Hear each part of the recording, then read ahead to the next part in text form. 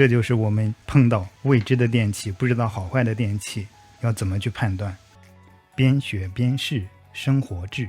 這是我捡的一個鍋，我們看一下是什麼鍋，液体加熱鍋，多功能鍋，不知道有沒有問題。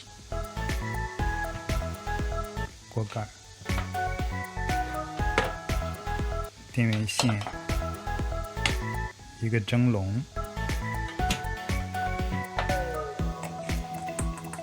這是鐵的，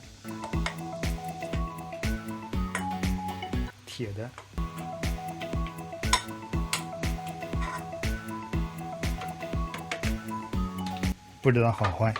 首先拿到锅的第一步，先量量有没有短路，量一下正负极，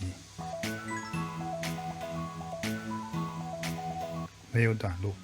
但是这样量还是不行的，因为这有个開關，只能量的是開關有沒有問題。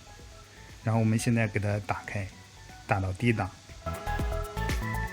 給它打開之後再量一下有沒有短路。沒有短路，低檔沒短路，我們打到高檔，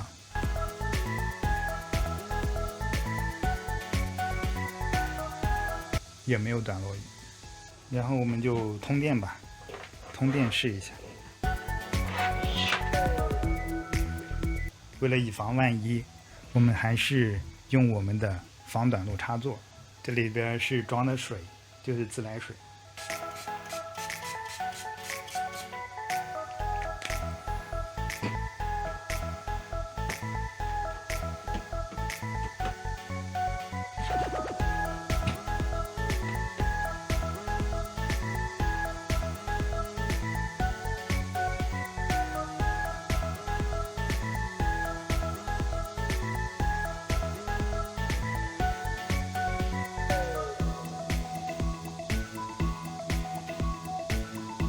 现在开的是高档，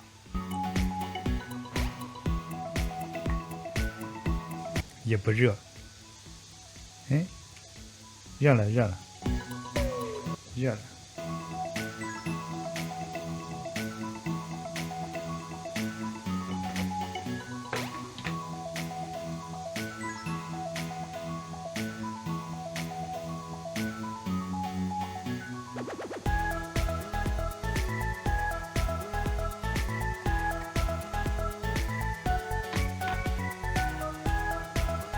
锅应该是没有問題的，就是有點髒。